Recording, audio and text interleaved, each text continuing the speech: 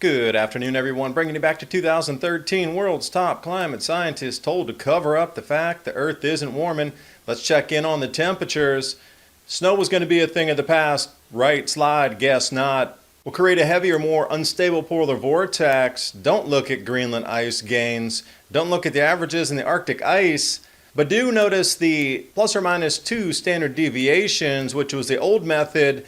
That showed too much stabilization. Move it over to the interquartile, interdecile ranges. The loopy reason behind the polar blast. Record cold. New Zealand. Kid gloves. Spring is set to take a back seat this week. There once was one narrative. Now there's other explanations for changes. Which one is more transparent?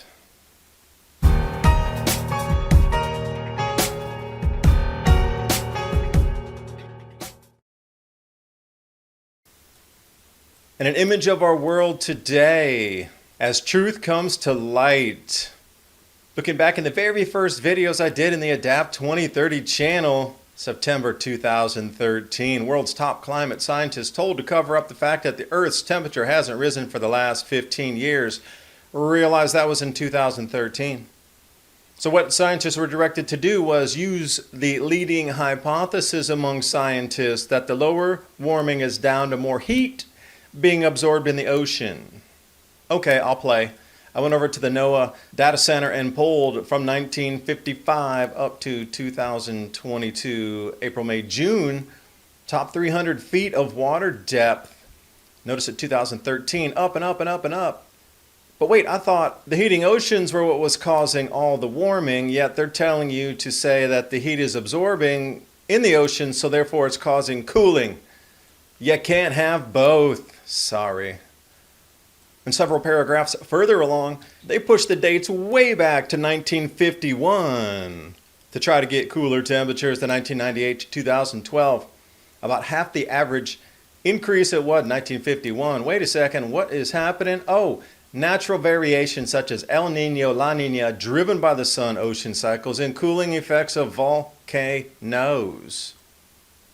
So things have gone from runaway to stabilizing to decreasing. Now, instead of letting anybody talk about it, it's call an emergency and stifle all voices that are saying something different to give explanations driven by cycles. In our solar system, through the entire chapter of human history in the last 10,000 years, which would also include the wipeouts of prior civilizations based on volcanic activity, denting food production. What is this? Have a nice sunset, wonderful snowy day in the middle of spring in the southern hemisphere, New Zealand. Oh, that's volcanic ash afterglow. Patriot Gold Group has a no fee for life IRA, where your IRA or 401k can be in physical gold or silver, and you may qualify for the no fee for life IRA on qualifying rollovers. Give them a call, 888-546-7020 to get your free investor guide today. And with the knowledge that Patriot Gold Group is Consumer Affairs top-rated IRA gold dealer for 6 years in a row, it'd be good to talk to them. 888-546-7020. And now on with the video. Case in point, Southern Hemisphere is cooling, going to have a year without a summer. Explain the loopy reason behind your polar blast in New Zealand. October snowfalls in Christchurch all the way down to the beach. Unheard of. It rarely does that even in the depths of winter. Has to be explained away. It's loopy. And watching the Antarctic blast sweep really far north and encompass the entire island. Jet stream disturbance, anybody? Electromagnetic effects. Not too often does the polar jet follow such a loopy pathway unless magnetic fields on the planet are weakening. I finished the sentence for them there. Polar jet stream squeaking far north. And look at this kid's glove approach to here. Hypothermia risk, temperatures to plunge below freezing. They forget to mention that it is heading into the middle of spring where they should be planting. And look at it. Spring is set to take a back seat this week. Now wait a second, you know as well as I do, if that were a heat record, the phraseology would be so different. Notice it.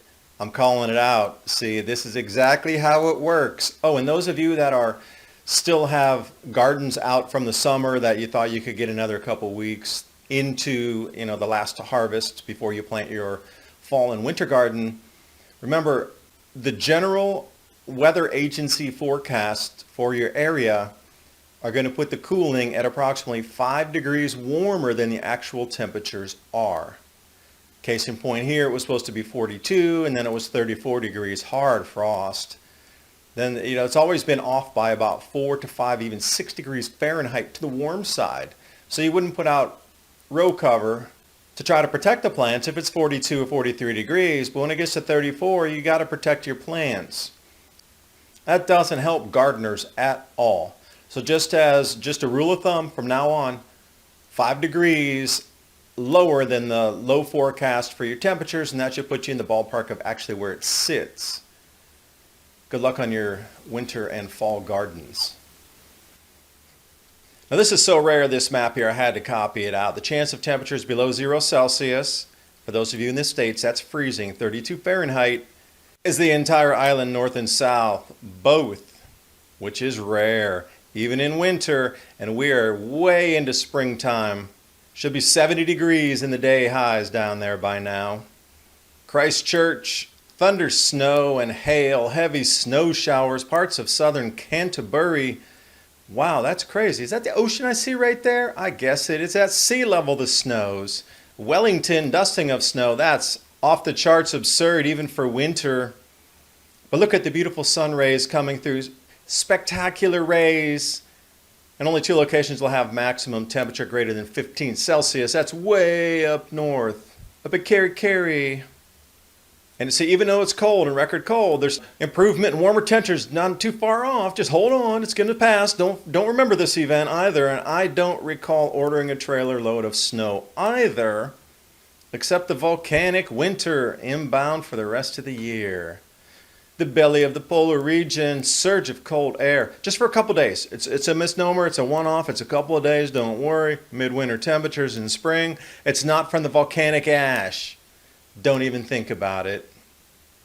In the southeastern part of Australia, taking an atmospheric load on the chin there. Interesting, that set up and dump out of snow, all the way down into Tassie, no less. I do remember being told that snow would be a thing of the past. Monthly snow cover extent September 2022 on your right compared to 2020, just a couple of years prior.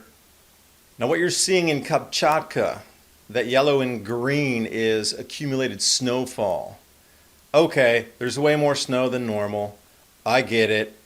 When we're looking over at Severe Weather EU, also showing the snow depth changes in centimeters. Now, 30 centimeters is a foot, so we're looking at about a third of a foot, and you can divide that down into, 4 inches?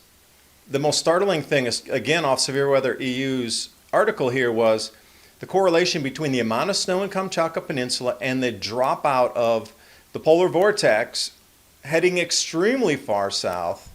So if it's setting up this in a cavitation-wise to spill out this early in the season, they are expecting one brutal winter inbound. Dare we look at Greenland? Ice accumulations blue. The brown spikes are from last year, 2021-2022 gains. And notice where the losses would be during the summer melt season.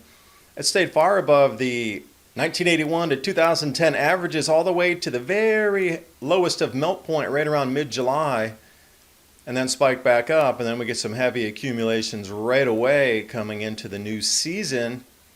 That blue line below, 2022-3.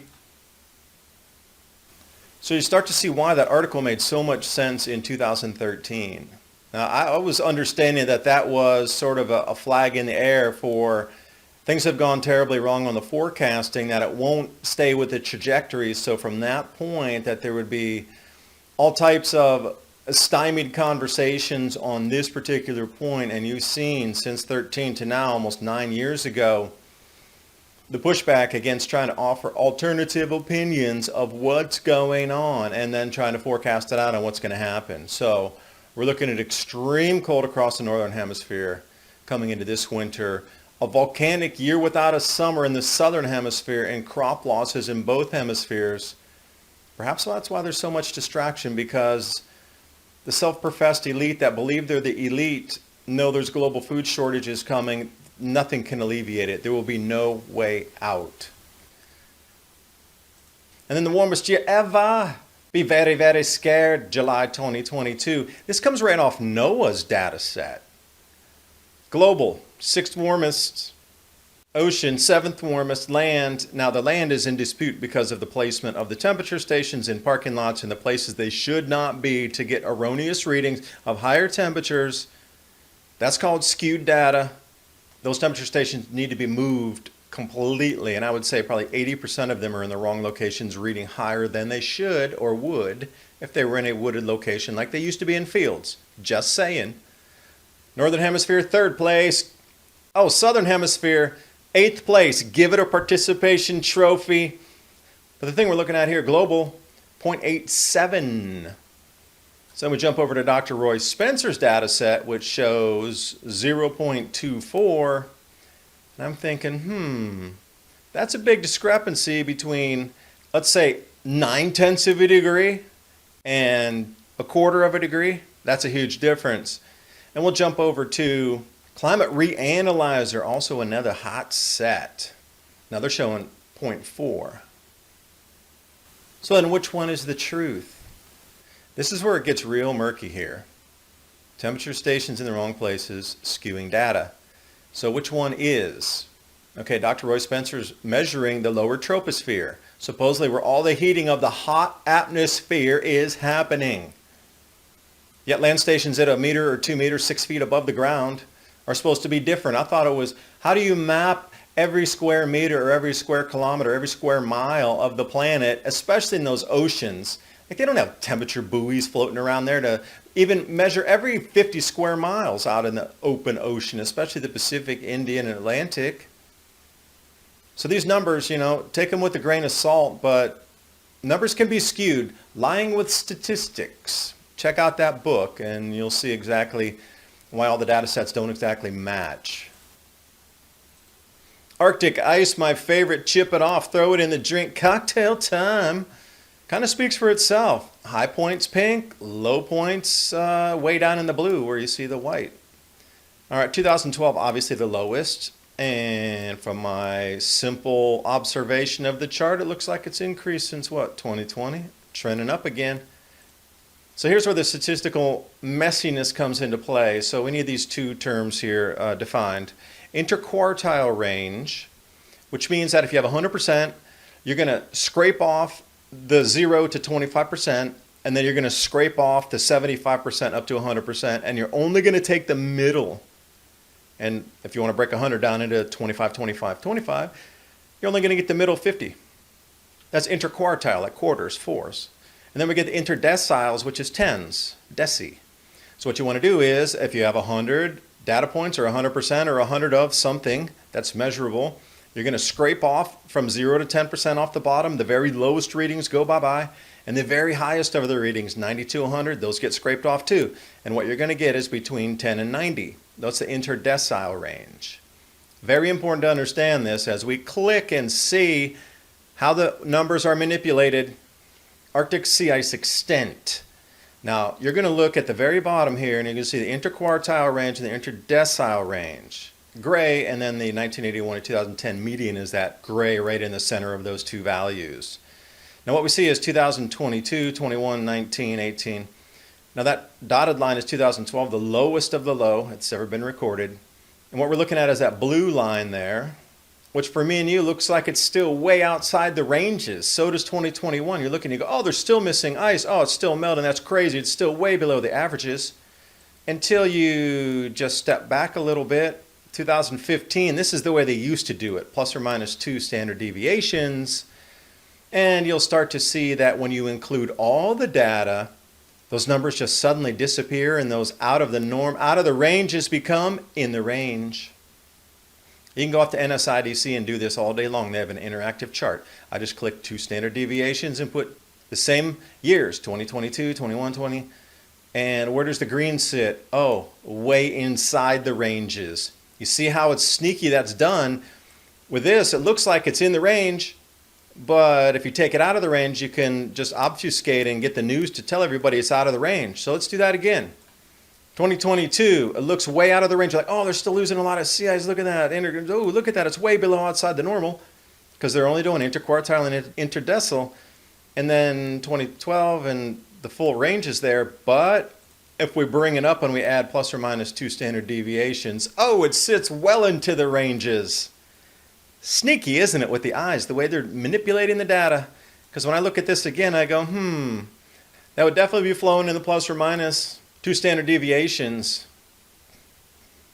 Now, by pointing this out, it's all fact, it's all data backed up by government scientists, government websites, anywhere you can find any of this that the newspapers will use, and the climate data scientists themselves to prove points.